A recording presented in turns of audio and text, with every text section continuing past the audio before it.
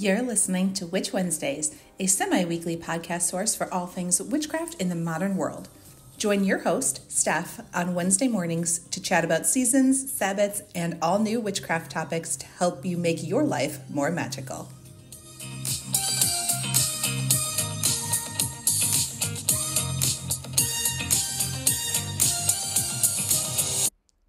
Welcome back to Witch Wednesdays. I'm Steph, and you are listening to this month's monthly magic episode.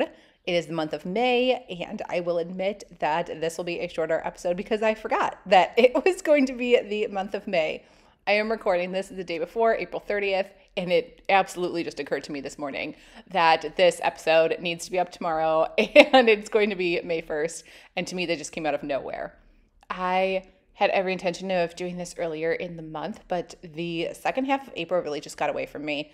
And part of that was my dog had her 15th birthday, which of course we celebrated, especially because she had some health scares in February and March. We went all out for the birthday celebrations for turning 15.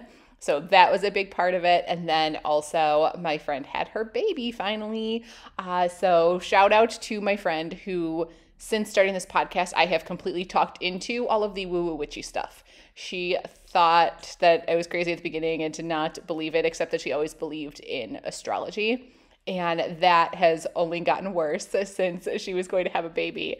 And you will hear more about the astrology of the month later in this episode. But I just wanted to say congrats to her. And I know that when she first went into labor, we were like, oh no.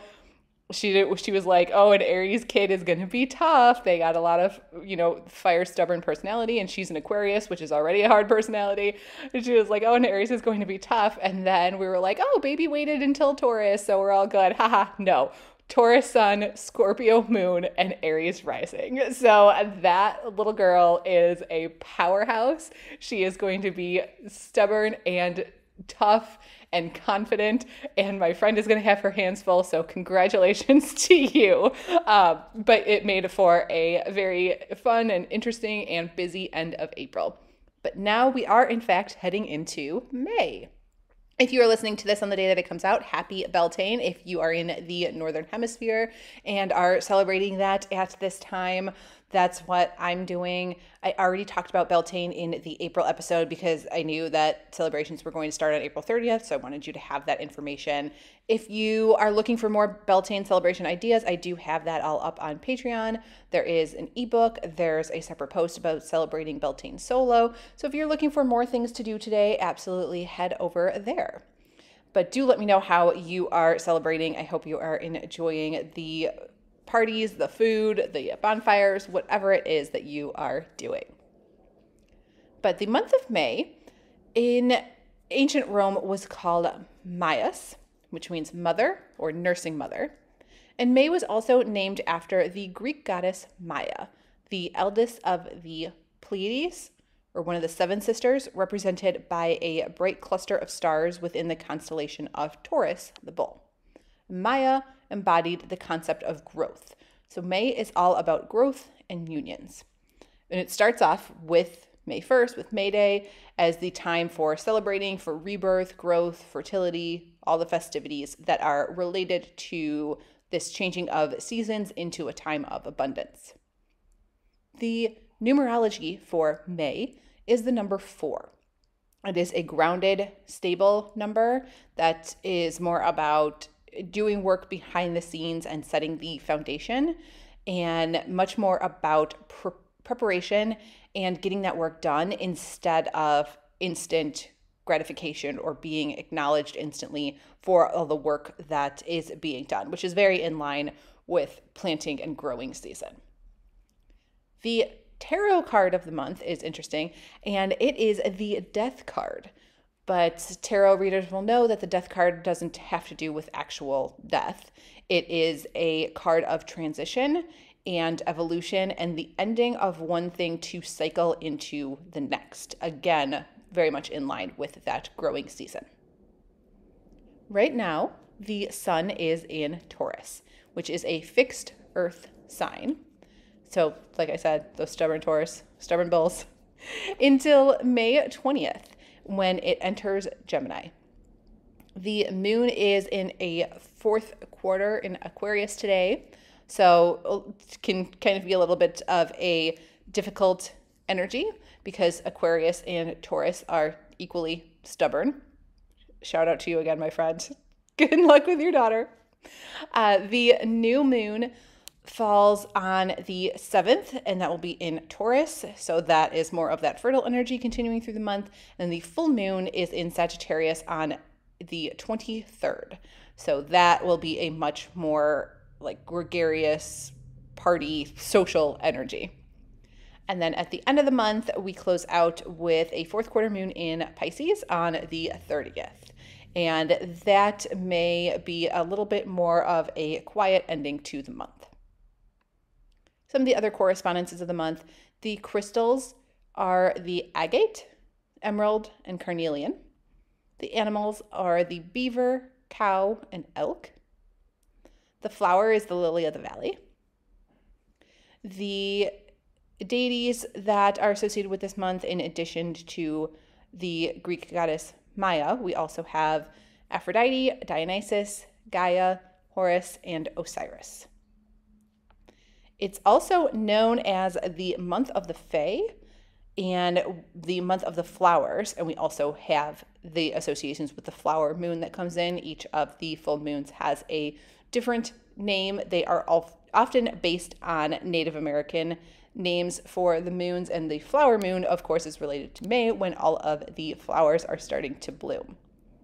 So it also is known as the month of flowers, and of course the month of Fae. This is when the Fae, if you are a believer in the Seelie Court, the Unseelie Court, this is when the Seelie Court comes out to play, which are like the quote unquote nicer Fae, happier Fae, easier to work with Fae maybe is the right terminology there. But either way, month of the Fae, when they are very active.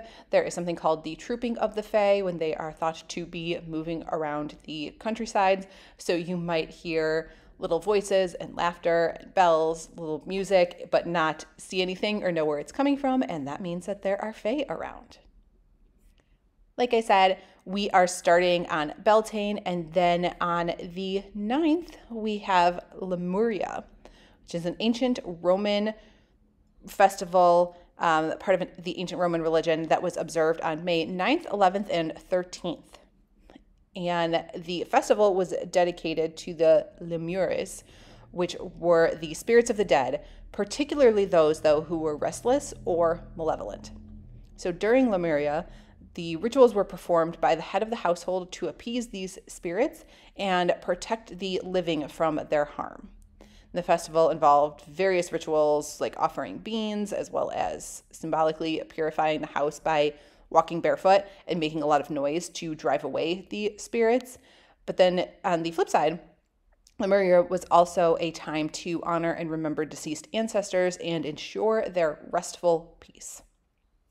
So again, with that death card and rebirth energy, this is all a part of that cycle.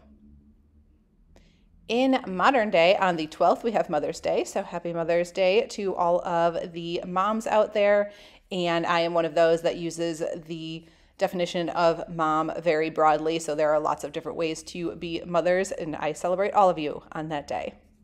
The modern Mother's Day originated here in the United States in the early 20th century. It was first suggested by Anna Jarvis in 1905, following the death of her own mother. And Jarvis campaigned for the creation of an official holiday to honor mothers, and in 1914, President Woodrow Wilson signed a proclamation designating the second Sunday in May as Mother's Day, which is often celebrated with giving cards, flowers, gifts, and spending quality time with moms and any maternal figures. Lots of families also prepare special meals or treat moms to a day of relaxation and pampering. So I hope all you mothers out there get exactly what you are looking for on your Mother's Day. Towards the end of the month, we have Memorial Day on the 27th, which is a federal holiday here in the States on the last Monday of May of each year. It is a day of remembrance to honor those who died while serving in the United States Armed Forces. It was originally known as Decoration Day, and originated in the years following the Civil War. It was officially proclaimed a holiday on May 5th, 1868, by General John Logan, who was the national commander of the Grand Army of the Republic. And it was first observed on May 30th, 1868, when flowers were placed on the graves of Union and Confederate soldiers at Arlington National Cemetery. Over time, Memorial Day evolved into a day to not only honor the Civil War soldiers, but all Americans who have died in military service to their country. Usually involves visiting cemeteries and memorials, attending memorial services, and participating in parades and other patriotic events. And it kind of also marks the unofficial beginning of summer in the States and is usually celebrated with outdoor activities, barbecues, family gatherings. So it's sort of that dual holiday where it is in remembrance of those who have died in service, but also a celebration of continuing life and festivities and the things that they fought and died for. And those are all of the holidays that I wanted to highlight in May. The summer months tend to be a little shorter on the holidays than the winter months. And I think that has a lot to do with our ancestors being so busy with the agricultural season at this time, whereas they held a lot of celebrations in the cold months to connect with community and keep spirits up when things looked pretty dire. Whereas in the summer months, everybody was happier and busier and didn't have as many festivities to attend to. So that's why I think there's just a few less to highlight.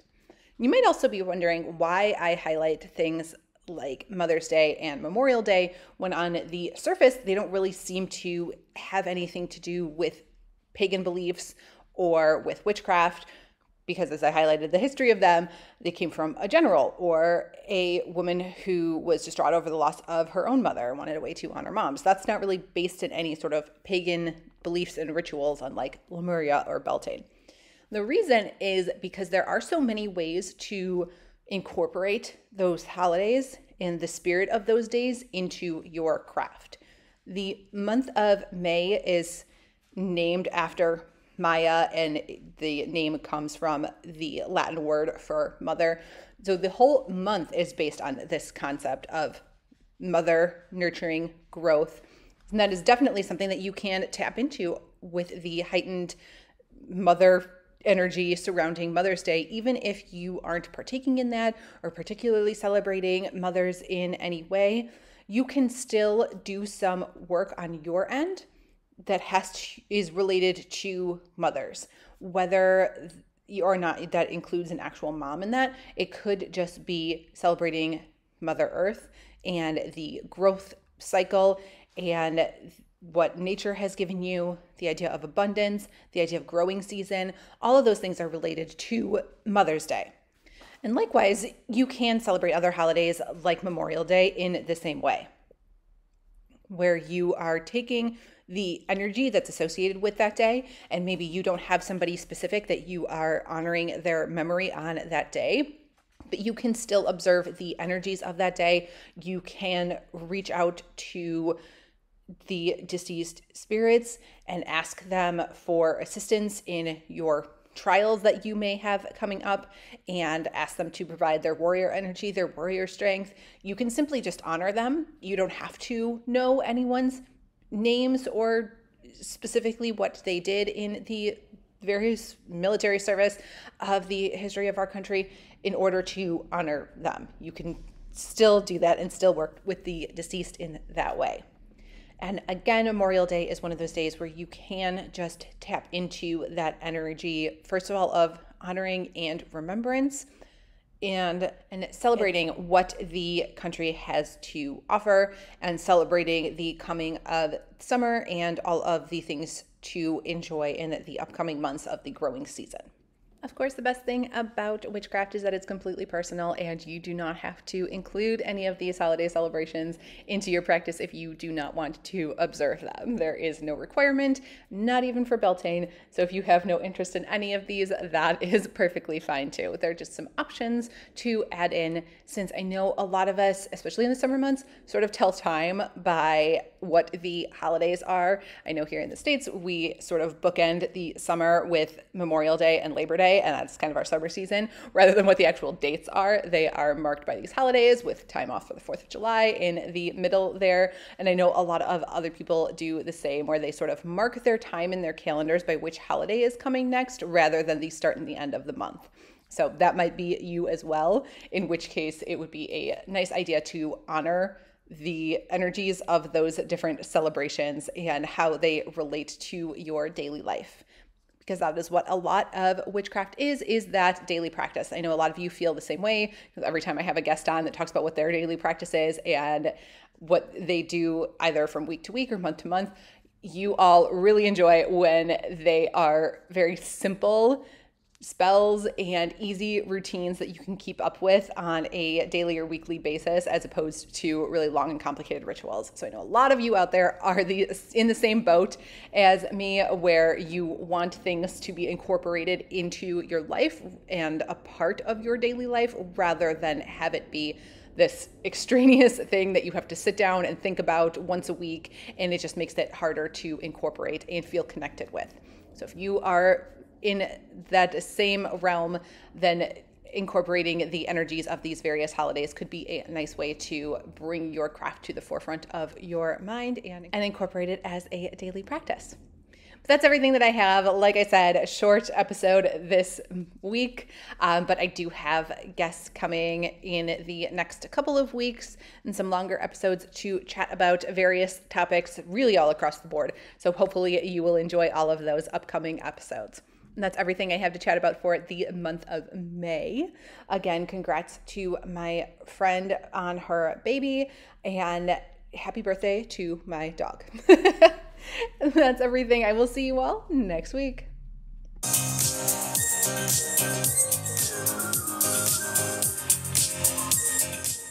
Need even more witchcraft in your life? Subscribe to Witch Wednesdays on Patreon and YouTube for all types of exclusive bonus content like spells, recipes, book reviews, and more, or even order personalized tarot readings and spells. Be sure to follow on Instagram at Witch Wednesdays Podcast, and you can find all these links and more at witchwednesdays.com.